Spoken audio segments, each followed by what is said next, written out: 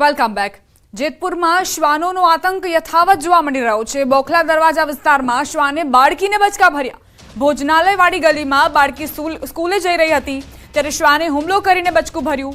8 વર્ષની બાળકીને શ્વાને બચકું ભરી લેતા સારવાર માટે સરકારી હોસ્પિટલ ખસેડાઈ। રખડતા ઢોર અને શ્વાનના આતંકથી જેતપુરના લોકો પરેશાન છે, ત્રાહિમામ પુકારી ઉઠ્યા છે। જેતપુરમાં શ્વાનના ખસીકરણની કામગીરી નહિવત જોવા મળી રહી છે અને એટલે જ વારંવાર આ પ્રકારના બનાવો બનતા આવ્યા છે। 8 વર્ષની માસૂમ બાળકી સ્કૂલે જતી હતી અને તે વખતે જ શ્વાને તેના પર હુમલો કર્યો।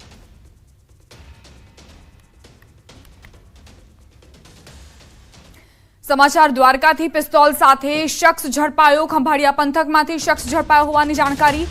એસઓજીએ બાતમીના આધારે શખ્સને ઝડપ્યો। શખ્સ પાસેથી પિસ્તોલ અને કારતૂસ મળ્યા। પિસ્તોલ વેચવા લાવ્યો હોવાનો ખુલાસો થયો છે। બાતમી મળી હતી એસઓજીને અને તે પ્રકારે જ કાર્યવાહી કરવામાં આવી। તો આ શખ્સ મળી આવ્યો પિસ્તોલ સાથે। શખ્સ પાસેથી પિસ્તોલ અને કારતૂસ પણ મળ્યા છે અને એવી જાણકારી છે કે પિસ્તોલ વેચવા માટે તે લાવ્યો હતો।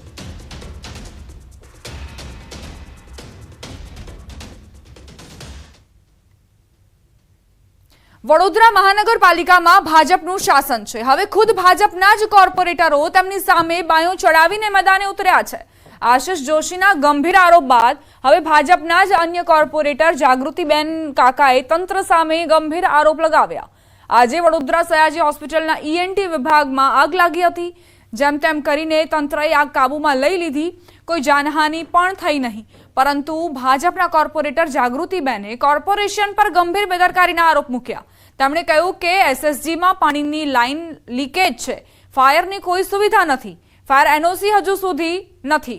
મારા કહ્યા બાદ કમિશનર સાહેબે એનઓસી માટે કાર્યવાહી કરી હતી।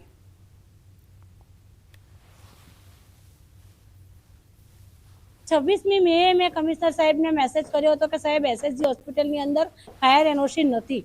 ત્યારે સાહેબ કડક થયા અને પછી આ બધું લગાવડાયું। હજુ કોર્પોરેશનમાંથી ઓફિશિયલ એનઓસી એમને મળી નથી। એમણે ઓનલાઈન એપ્લાય કર્યું છે એસએસજીએ, પણ હજુ કોર્પોરેશનમાંથી ફાયર એનઓસી નથી મળી। ખૂબ ગંભીર બેદરકારી કહેવાય। ઈએનટી વિભાગમાં આગ લાગી તો જ્યારે ફાયર બ્રિગેડનું પેલું ચાલુ કર્યું તો પાણી પણ ના આવ્યું। જ્યારે હમણાં આરએમઓને મળ્યા તો એવું કહે છે કે કામગીરી ચાલુ છે, તો કામગીરી ક્યારે પૂરી થશે? અને આ ખરેખર આમ તો એવું લાગે કે ભગવાન ભરોસે છે એસએસજી હોસ્પિટલ પર અને વડોદરા શહેર પણ। આટલા 30 વર્ષથી ભાજપનું શાસન છે, મોટી મોટી વાતો કરવાની, કરોડો રૂપિયાની ગ્રાન્ટ આવે છે, આ બધું જાય છે કઈ?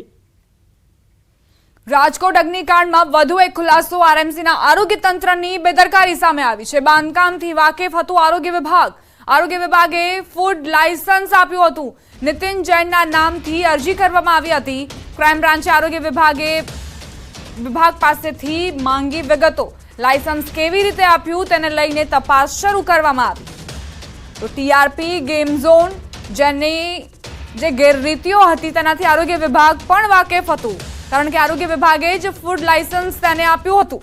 નીતિન જૈનના નામથી અરજી થઈ હતી અને જેને મંજૂર પણ કરાઈ હતી। ક્રાઇમ બ્રાન્ચે આરોગ્ય વિભાગ પાસેથી આખી વિગતો માંગી છે કે કયા આધારે ગેમ ઝોનને પરવાનગી આપવામાં આવી કે તેઓ ફૂડ ઝોન પણ ચલાવે। ફૂડ લાયસન્સ પણ તેમને આપવામાં આવ્યું, એટલે ત્યાં ખાણીપીણીઓની વસ્તુઓ પણ ઉપલબ્ધ કરાવી શકે ગેમ ઝોનમાં, એવી મંજૂરી અપાઈ।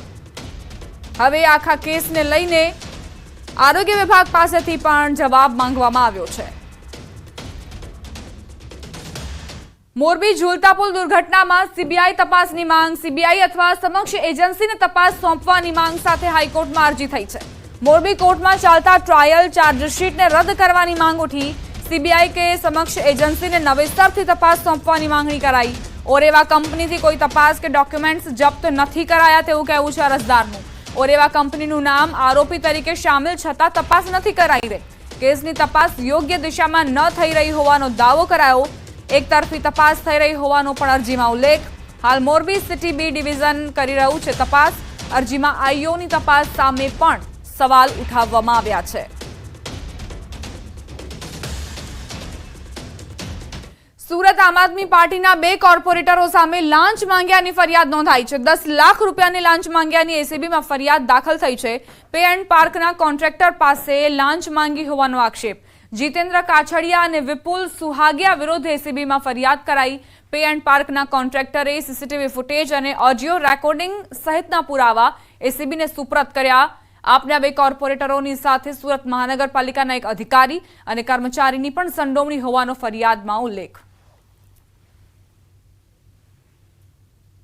પતાવટ માટે પછી તો પાછા અમે પછી એમ કીધું 11 લાખ રૂપિયા થશે, એટલે આપણે ના પાડેલી.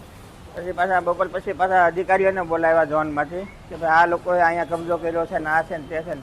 પછી પાછા ઓલા કોન્ટ્રાક્ટરને બોલાવ્યા, અન્ય કોન્ટ્રાક્ટરને. એને જે વાત કરેલી કે ભાઈ 11 લાખની. પછી અમે ત્રણેય એવું નક્કી કર્યું ભાઈ 10 લાખમાં આ બાબતે સમાધાન માટે નક્કી કરેલું. તો પછી તમે કેમ એસીબીમાં ફરિયાદ કરી? હા, અમારે તો આ બાબતમાં પૈસા આપવાના હતા. અમે એવું ફોલ્ડમાં હતા જ નહીં કે ભાઈ અમારી પાસે છે આવું બધું જબરજસ્તી ઉઘરાણી કરતા હતા ને એવું બધું. એટલે અમે માફી પત્રક અમારી પાસે લખાવી લીધેલો ઝોનના ઓફિસરે. અમદાવાદમાં જળયાત્રાની તૈયારીઓ તેજ. જગન્નાથ મંદિરમાં ચેકિંગ કરાયું. સફાઈ પણ શરૂ થઈ ગઈ છે. બોમ્બ અને ડોગ સ્ક્વોડ દ્વારા ચેકિંગ કરવામાં આવ્યું. મંદિર પરિસરમાં સફાઈ કરી 108 કળશ રાખવામાં આવશે.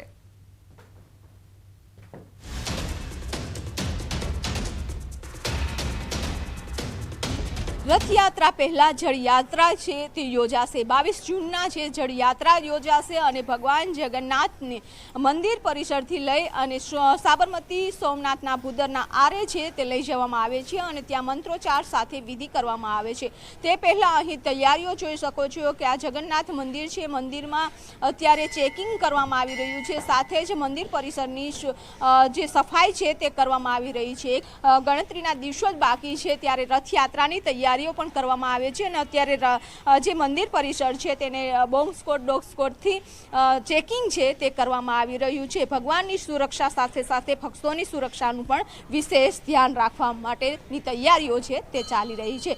કેમેરામેન પંકજ સાથે વી પટેલ, ન્યૂઝ 18 ગુજરાતી, અમદાવાદ.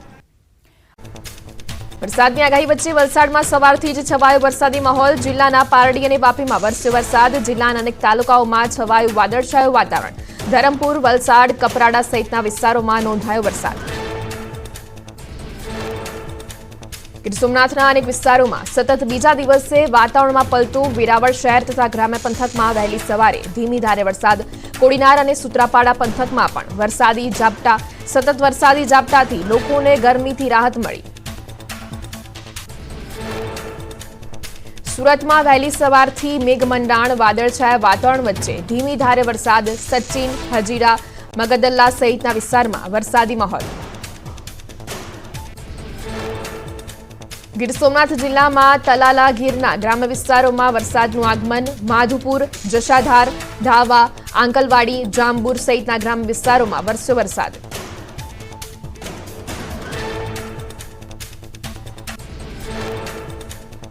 આસામના કરીમગંજમાં પૂરની સ્થિતિ સર્જાઈ. 15 જિલ્લાઓમાં પૂરની સ્થિતિ સર્જાતા 26 લોકોના નીપજ્યા મોત.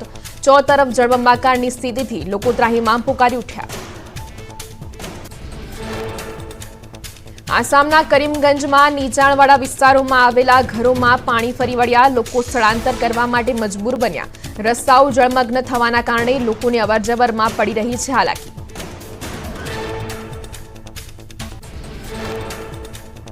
આસામના સોનતીપુરમાં અનરાધાર વરસાદ. ભારે વરસાદના કારણે રાષ્ટ્રીય માર્ગ જળમગ્ન થયા. ભારે વરસાદના કારણે રસ્તા પાણી થતા વાહન ચાલકોને થઈ હાલાકી. ભૂટાનમાં ભારે વરસાદના કારણે બેગા નદીના જળસ્તરમાં વધારો થયો. બેગાના જળસ્તરમાં વધારો થતા આસામના મગલદોઈના કેટલાક વિસ્તારોમાં પૂરની સ્થિતિ સર્જાઈ. લોકોના ઘરો અને ખેતરોમાં પાણી ફરી વળતા જનજીવન અસ્તવ્યસ્ત થયું. 1000થી વધુ લોકો પૂરની સ્થિતિથી પ્રભાવિત થયા. આસામમાં મેઘરાજાએ તોફાની બેટિંગ કરતા સર્જાઈ તારાજી. ગોલપાડાના એક વિસ્તારમાં રસ્તા પર વહેતા પાણીના કારણે એક ગાડી પાણીમાં પલટી. ગાડીમાં સવાર 2 લોકોનો આબાદ બચાવ. આસામમાં અનરાધાર વરસાદના કારણે જનજીવન અસ્તવ્યસ્ત. નલબાડીમાં ભારે વરસાદ બાદ પૂર જેવી સ્થિતિ સર્જાયા બાદ હજુ પણ નથી ઉતર્યા પાણી. પૂરના કારણે અનેક લોકોએ કર્યું સ્થળાંતર. બિહારના કિશનગંજમાં 50થી વધુ ઘરોમાં પાણી ભરાવાના કારણે જનજીવન અસ્તવ્યસ્ત થયું. લોકોએ તંત્ર સામે રોષ ઠાલવતા કહ્યું, જો આ જ પરિસ્થિતિ રહેશે તો અમારે રોડ પર તંબુ બાંધીને રહેવું પડશે. વરસાદી પાણીના નિકાલ માટે તંત્ર પાસે કરી માંગ.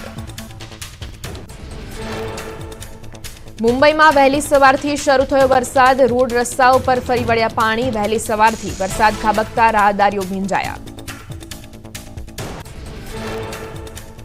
ઉત્તર પ્રદેશના વારાણસીમાં અનેક વિસ્તારમાં વરસાદી ઝાપટા, વરસાદના કારણે રોડ રસ્તા થયા પાણી, રસ્તા પર પાણી ફરી વળતા વાહન ચાલકોને પડી હાલાકી. આંધ્રપ્રદેશના શ્રીકાકુલમમાં ભારે પવન સાથે વરસાદ વરસતા અનેક વૃક્ષો થયા ધરાશાયી, રસ્તા પર વૃક્ષો પડતા વાહન ચાલકો ભારે હાલાકીનો સામનો કરવા મજબૂર. તંત્ર દ્વારા વૃક્ષો હટાવી રસ્તા પર વાહન વ્યવહાર પૂર્વવત કરાવવા હાથ ધરાઈ કામગીરી. સિક્કિમના મંગનમાં ફરવા ગયેલા પ્રવાસીઓને સહી સલામત રેસ્ક્યુ કરાયા, ખરાબ હવામાનના કારણે ફસાયા હતા પ્રવાસીઓ. સિક્કિમથી વતન પરત ફરી રહ્યા છે પ્રવાસીઓ. 4 દિવસ ગુજરાતના 18 તાલુકાઓમાં મેઘો થશે મહેરબાન, થંડરસ્ટોર્મ સાથે વરસાદ પડવાની હવામાન વિભાગની આગાહી. અમદાવાદ, પંચમહાલ, દાહોદ, મહીસાગર અને દક્ષિણ ગુજરાતના તમામ જિલ્લામાં થઈ શકે મેઘમહેર. ગુજરાતમાં ચોમાસાની વિધિવત એન્ટ્રી, હવામાન નિષ્ણાંત પરેશ ગોસ્વામીએ કરી આગાહી. નિયત સમય કરતાં વહેલું ચાલી રહ્યું છે ચોમાસું. વલસાડ અને ડાંગના વિસ્તારોને કવર કર્યા. વેરાવળથી માત્ર 45 કિમી દૂર છે ચોમાસું. ગુજરાતમાં ચોમાસું આગળ વધવાના સારા સંકેત, હવામાન નિષ્ણાંત અંબાલાલ પટેલનું અનુમાન. કહ્યું, સક્રિય ચોમાસાના આગળ વધવાના સંજોગો ઉજળા, ઘણા ભાગોમાં સારો વરસાદ થશે. અંબાલાલ પટેલે કહ્યું, 20 જૂન બાદ ઉત્તર ભારતમાં હીટવેવ સમાપ્ત થશે અને ગુજરાતમાં તેજ પવન ફૂંકાવાનું શરૂ થશે. વરસાદની 2 શાખા ભેગી થતા ગુજરાતને મળશે લાભ. 20 જૂન બાદ ગાજવીજ અને આંધી વંટોળ સાથે વરસાદ થશે. નિરંતર ચોમાસાને લઈ અંબાલાલ પટેલે કહ્યું, 20 થી 28 જૂન સુધીમાં નિરંતર ચોમાસું રહેશે. દક્ષિણ ગુજરાતની ઘણી નદીઓમાં નવા નીર આવશે. સૌરાષ્ટ્રના ઘણા ભાગોમાં પાણી સમસ્યા હલ થશે.